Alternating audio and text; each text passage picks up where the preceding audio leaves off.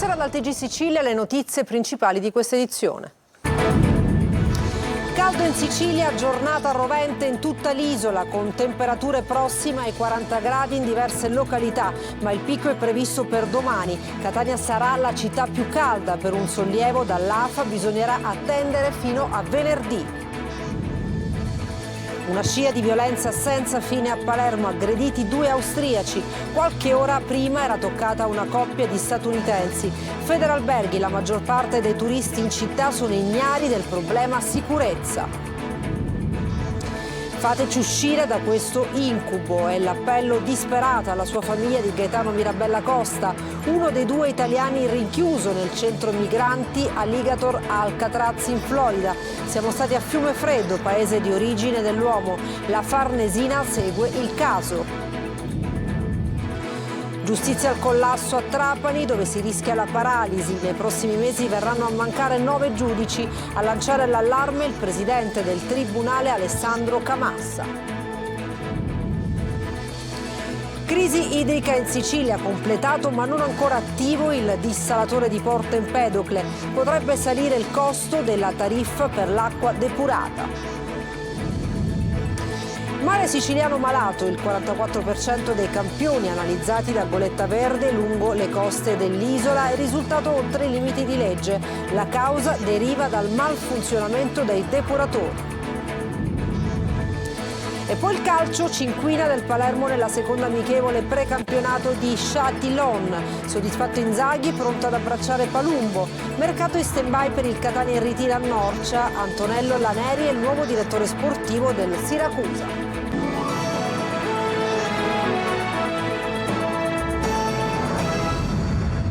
Bentrovati, si preannunciano un paio di giorni di caldo intenso in tutta la Sicilia. Le previsioni parlano di una diminuzione delle temperature da venerdì, ma intanto c'è da fronteggiare l'emergenza soprattutto per le persone fragili, gli anziani e i bambini. Francesco Triolo. La fiammata africana ha raggiunto la Sicilia, ma il vero picco è previsto nelle prossime ore, soprattutto sul versante orientale dell'isola, con un'allerta rossa per il rischio incendi nelle province di Catania, Caltanissetta, Enna e Messina. Per il calore invece Palermo è stata la provincia più calda, con punte di oltre 40 gradi a metà giornata. Catena Nuova, Ramacca, Paternò, che è quella un po' meno esposta dalla brezza che entra dal Golfo di Catania, sulle aree più interne del Siracusano e sull'Ennese il termometro potrebbe anche raggiungere valori vicini alla soglia dei 46 gradi. Alta l'attenzione delle amministrazioni comunali, in diversi comuni è stato attivato il COC, mentre i volontari della Croce Rossa hanno predisposto dei presidi nelle piazze per offrire supporto alla popolazione. Fondamentale in questi giorni, secondo l'ASP, seguire alcune semplici regole rivolte soprattutto a bambini, anziani e persone fragili. Le persone cosiddette fragili rimangono il più possibile a casa, con l'aria condizionata o qualora non ci fosse, ventilazione con ventilatori, tenendo l'abbigliamento molto leggero e anche la dieta alimentare è importante. Ma si preannuncia un'Italia divisa in 2 in questa settimana, con violenti temporali al nord e caldo intenso al sud. In Sicilia centro-orientale le colonnine di mercurio saliranno ben oltre i 43-45 gradi. Catania sarà la città più calda, con l'allerta arancione già segnalata dalla Protezione Civile. La situazione cambierà a partire da mercoledì 23 luglio, quando un nuovo fronte si avvicinerà all'Italia partendo dal nord per poi estendersi progressivamente al centro-sud entro venerdì sera, allontanando così il caldo intenso. Ancora aggressioni ai turisti a Palermo, una coppia di austriaci picchiata da un gruppo di palermitani. Per gli operatori cambiamo i percorsi e li proteggiamo con discrezione. Marco Gullà. Una scia di violenza senza fine a Palermo e assalto ai turisti. L'ultimo episodio la scorsa notte. 2 austriaci, un giovane di 27 anni e ragazza di 29, sono stati aggrediti in via del Vespro, a 2 passi dall'ospedale policlinico. I 2 hanno raccontato agli agenti di polizia di essere stati avvicinati da 3 palermitani che gli hanno proposto l'acquisto di droga. Subito dopo i 3 si sarebbero scagliati contro il giovane picchiandolo. I 2 sono stati soccorsi dai sanitari del 118 e accompagnati in ospedale ospedale. Qualche ora prima era toccato ad una coppia di statunitensi dove un giovane di 28 anni era stato colpito in volto con una mazza. E Federalberghi Palermo torna ad alzare la voce. La maggior parte dei turisti in città è ignara del problema sicurezza. Meno del 20% dei turisti è consapevole delle attuali criticità legate alla sicurezza urbana e questo dato è fornito per lo più da turisti italiani che si informano sui media e sulla stampa.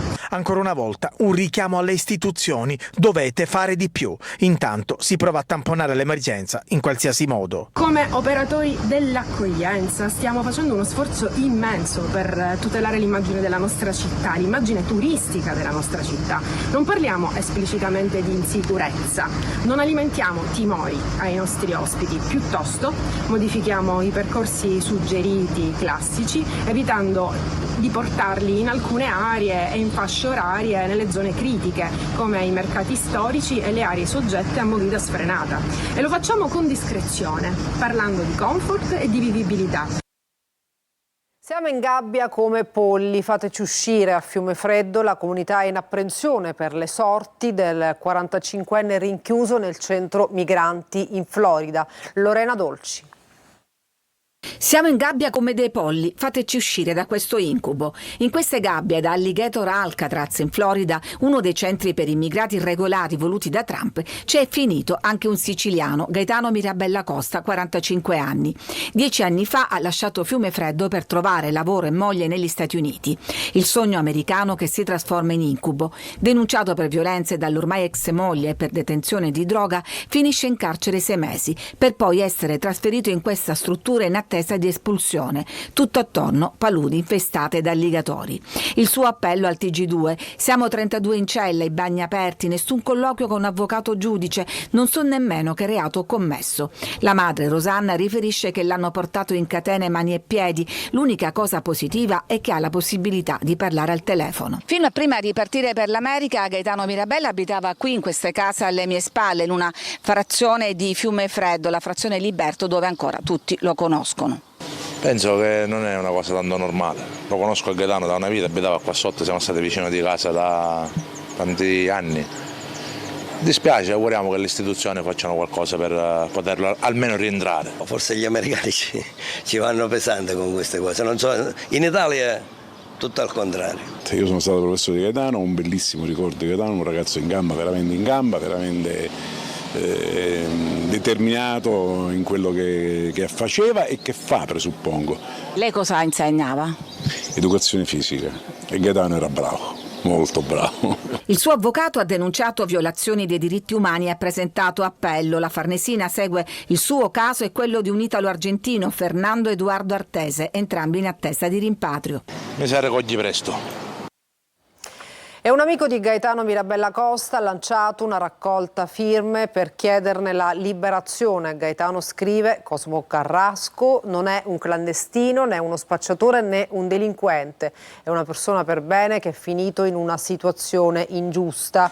Carrasco sottolinea che Gaetano non è un irregolare, risiede in America da anni e il passaporto era in via di rinnovo all'ambasciata italiana di Miami.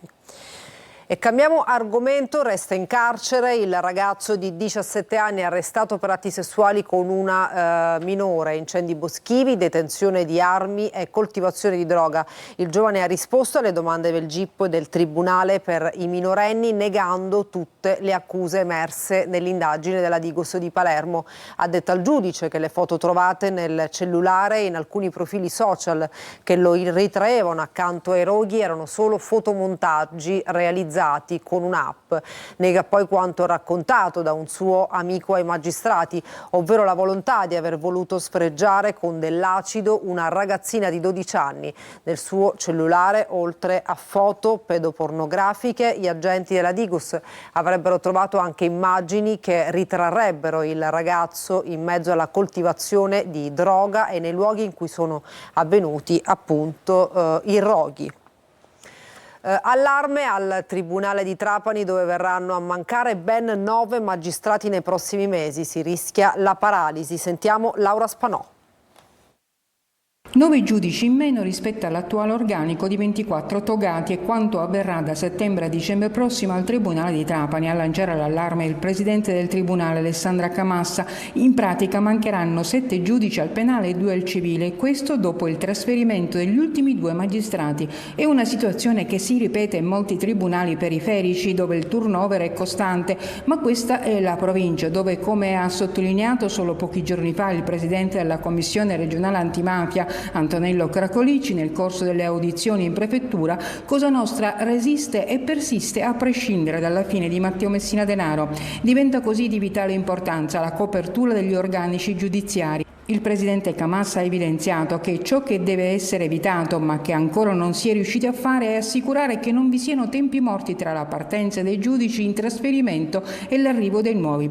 Nei mesi scorsi a porre il problema sulla mancanza di magistrati sia nel Tribunale che nella Procura era stato il Consiglio dell'Ordine degli Avvocati di Trapani, che ad aprile aveva proclamato lo stato di agitazione. I dati evidenziati dal COA trapanese, contenuti in una delibera inviata anche al Presidente della Repubblica, al Ministro della Giustizia e al CSM, erano chiari. Nel Tribunale di Trapani si registra una scopertura del 24%, in Procura manca il 65% delle unità. Sono passati 46 anni dall'omicidio del vicequestore Boris Giuliano, ucciso dalla mafia su ordine di Leoluca Bagarella nel bar Lux in via Francesco Paolo di Blasi a Palermo. 7 colpi alle spalle mentre il capo della mobile stava bevendo un caffè. Le indagini sul traffico di eroina sul covo di Bagarella avevano reso il poliziotto un pericolo per l'organizzazione mafiosa. Il questore, il prefetto e i familiari lo hanno ricordato con una cerimonia. E parliamo della crisi idrica in Sicilia, completato ma non ancora attivo il dissalatore di Porto Empedocle. Potrebbe salire il costo della tariffa per l'acqua depurata. Giusy Lazzara. Il dissalatore c'è, si trova a ridosso del centro abitato sulla spiaggia di Porto Empedocle, lo si vede a pochi metri dai bagnanti sul litorale. Le prove tecniche e i collaudi hanno dato esito positivo, si aspetta adesso l'avvio e l'erogazione nelle condotte. Nel frattempo la crisi idrica, che pesa sempre di più, si farà sentire ancora, soprattutto in agricoltura. Quando sarà a pieno regime il dissalatore produrrà 96 litri d'acqua al secondo, il costo di gestione sarà di 1 milione al mese. Per ora sarà la regione che se ne farà carico per 2 anni, stanziando alla fine 24 milioni di euro. Resta da capire quanto potrebbero essere aumentate le tariffe per l'acqua depurata. Attualmente il costo è più dove ce n'è meno, nelle province di Caltanissetta, Agrigento e Enna. Nel frattempo si allungano i tempi di messa in funzione per gli altri 2 dissalatori, a Gela e Trapani. Da qui dovrebbe arrivare acqua anche per alcuni comuni della provincia di Agrigento. Resta aperto il nodo Invasi, che per mancanza di ristrutturazione restano mezzi vuoti con l'acqua che si disperde. Ed ora vi raccontiamo la storia di Roberto, il beniamino di Largo Podgora, senza tetto da quasi 20 anni, si occupa di mantenere pulita e ordinata la piazza, con lui l'inseparabile Zanna. Tonino De Mano. A mani nude a rimuovere le erbacce, da solo, anzi no, con l'inseparabile Zanna, che nel frattempo si divora un osso. Lui è Roberto, originario di Acireale, 58 anni, 19, stabilmente vissuti a Largo Podgora, in pieno centro a Catania. Oggi ha iniziato di buon mattino. L'obiettivo, rendere accogliente questa piazzetta ed evitare che le erbe infestanti abbiano il sopravvento sulle piante. Ogni tanto si ferma, il caldo si fa sentire, poi di nuovo a capo chino, ma senza perdere di vista Zanna. E ora sta mangiando l'osso perché la mattina ha sentito questo camion con l'osso e lei si mangia l'osso. Lei si mangia l'osso e io mi faccio la pezzetta bella pulita. Ma tu immagina che questo filmato lo dovesse vedere il sindaco di Catania? Ma non ci credo. Poi se il sindaco vede questo filmato, il mio desiderio è avere un posto di lavoro in campagna, anche se vivo in strada, non mi interessa, importante che ho un posto di lavoro. Dorme in tenda Roberto, rifiuta il dormitorio ed il perché è subito spiegato. Io vado a dormire per un letto e poi lascio a dormire il mio cane nella strada? No, noi siamo 2 calamite, camminiamo insieme, mangiamo insieme e lei mi fa ridere e mi fa stare bene. È il beniamino di Largo Podgora, chi porta vestiti, chi porta da mangiare per lui e per Zanna. Adesso abbandonato, ben venga se questo signore si occupa a togliere tutta questa porcheria che c'è.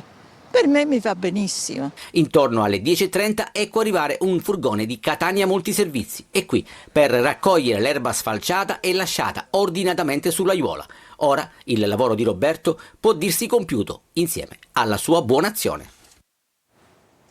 Tappa in Sicilia, Porto Empedocle per Goletta Verde, l'imbarcazione di Legambiente che monitora la qualità del mare italiano. I dati evidenziano criticità lungo diversi tratti della costa isolana. Davide Sardo. Il mare siciliano continua a lanciare segnali preoccupanti. A rilevarlo è Goletta Verde, l'imbarcazione di Legambiente impegnata nel monitoraggio della qualità delle acque lungo le coste italiane. Nel corso della tappa di Agrigento sono stati presentati dati relativi ai prelevi effettuati tra la fine di giugno e i primi di luglio. In tutto sono stati campionati 25 punti, 16 in mare aperto e 9 in prossimità di scarichi, foci di fiumi o torrenti. Il risultato? Il 44% dei campioni è risultato oltre i limiti di legge. Solo 14 sono risultati nella norma, mentre 11 hanno evidenziato problemi legati alla scarsa depurazione, 2 classificati come inquinati e ben 9 come fortemente inquinati. Nella costa trapanese abbiamo sui 4 punti prelevati 3 addirittura risultano inquinati e 2 fortemente inquinati. Quindi insomma c'è la necessità su quell'area di intervenire in maniera molto più efficace. Ma il dato che noi vogliamo anche rilevare è che c'è la necessità di dare maggiori informazioni ai cittadini sullo stato di balneazione. Nell'80% delle foci che abbiamo attenzionato non c'erano cartelli di divieto di balneazione. Un bilancio che conferma quanto sia urgente investire in sistemi di depurazione efficaci e nella tutela dell'ambiente marino, risorsa preziosa per la salute, l'ecosistema e l'economia dell'isola. La Goletta Verde riprende il suo viaggio, ma il messaggio resta: il mare siciliano va protetto, oggi più che mai. Grande finale per l'evento estivo Marettimo Italian Film Fest, spettacoli, talk show e la musica di Ron per chiudere la rassegna delle serate sotto le stelle sull'isola. Giusy Lazzara. Proiezioni, spettacoli e talk show per l'evento estivo di Marettimo Italian Film Fest, che ha chiuso in bellezza con la musica di Ron. Vorrei incontrarti fra 100 anni. Tu pensa al mondo fra 100 anni. Ritroverò i tuoi occhi neri tra milioni di occhi neri. Saranno belli più di ieri. 6 giorni intensi sull'isola che esce dal silenzio dei mesi invernali e si anima di turisti e volti noti dello spettacolo. I festival più piccoli hanno un sapore più intimo, quasi familiare, le persone vengono a vederli stando già sul posto, magari non vengono apposta e c'è un po' l'atmosfera dell'arena di una volta, è molto bello. Marettimo vive anche l'ebbrezza di diventare un set cinematografico con riprese subacquee dello straordinario fondale. Presentato in anteprima il film Afrodite. Parte da un argomento che è legato alla mafia e da un fatto realmente accaduto per andare a raccontare una storia intima di libertà fra due donne. E quindi l'hanno definito un thriller romance. Nella serata conclusiva Pierluigi Diaco ha consegnato i premi Stella Maris, Claudia Gerini, Vanessa Gravina, Massimiliano Gallo, Matteo Martari e Antonio Catania e si programma e si pensa già all'anno prossimo per accendere l'attenzione sull'isola, patrimonio naturalistico d'eccezione siciliano. E adesso una pausa, tra poco lo sport, non mancate.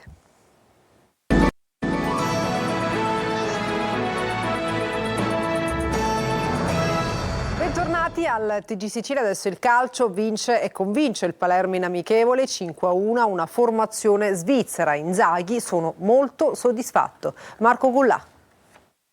La crescita passa anche dalle amichevoli. Buona la seconda per il Palermo che dopo i 9 gol rifilati alla rappresentativa della Valle d'Aosta ieri ha sconfitto con il punteggio di 5-1 il Paradiso, squadra della terza divisione svizzera in cui uno degli azionisti è l'ex rossazzurro Maxi Lopez.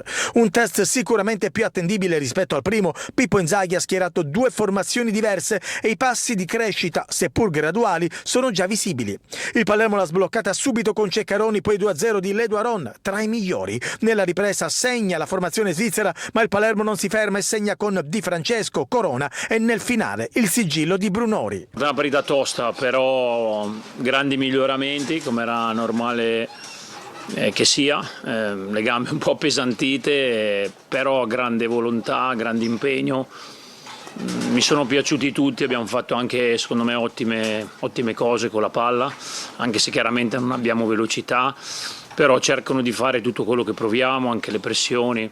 No, sono molto soddisfatto anche perché la partita era tosta. Mercato, Palumbo dopo le visite mediche si aggregherà ai suoi nuovi compagni. L'altro colpo che i rosanero sperano di chiudere è Bani, difensore del Genoa, ma qui la situazione è più complicata a causa delle resistenze del club ligure. Il difensore spinge per il trasferimento al Palermo, i liguri propongono il rinnovo e non abbassano le pretese rispetto agli oltre 2 milioni di euro richiesti in partenza.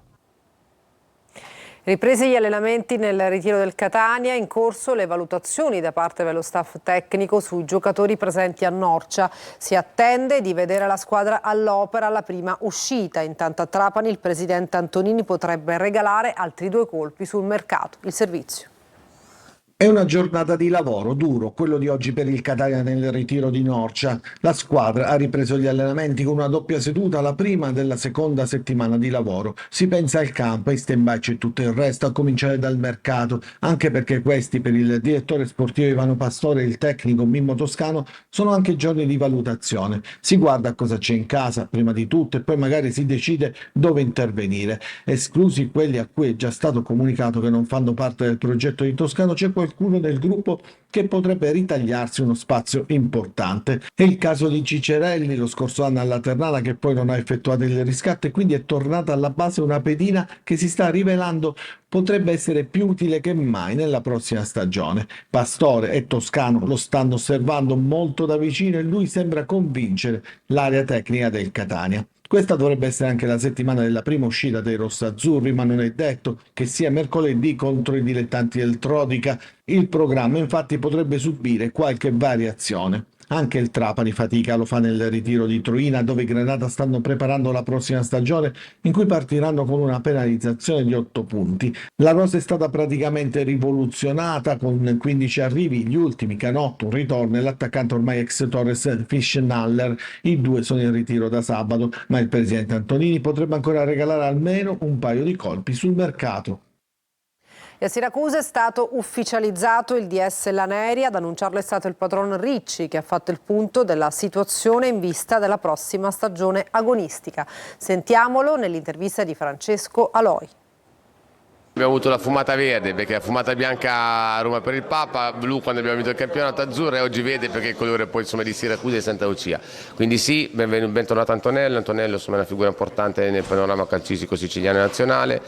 Grandissima esperienza, è un ritorno a casa, è circa un mese che lavoriamo insieme quotidianamente, quindi credo che abbiamo fatto la scelta migliore per poter portare avanti il nostro progetto. Ci auguriamo che l'annuncio del direttore insieme ai prossimi ragazzi che arriveranno qua a Siracusa possa dare un'ulteriore spinta a questi 1352 che sono già abbonati fino ad oggi, che voglio ringraziare veramente personalmente a nome di Siracusa e anche a nome mio personale. Col direttore e col mister e con lo staff ripeto, un mese che stiamo lavorando a tutta una serie di nomi importanti. Non abbiamo mai avuto fretta di chiudere giocatori l'indomani, perché alla fine chi fa le cose con la fretta poi non c'è un quadro chiaro di quello che deve fare. Abbiamo prima preferito procedere con i rinnovi, inserire qualche giovane e in settimana iniziamo a fare poi mercato. Però ricordo che il mix sarà sempre tra giovani, rinnovi e giocatori di categoria. E adesso una pausa, tra poco per altri aggiornamenti. Amici di E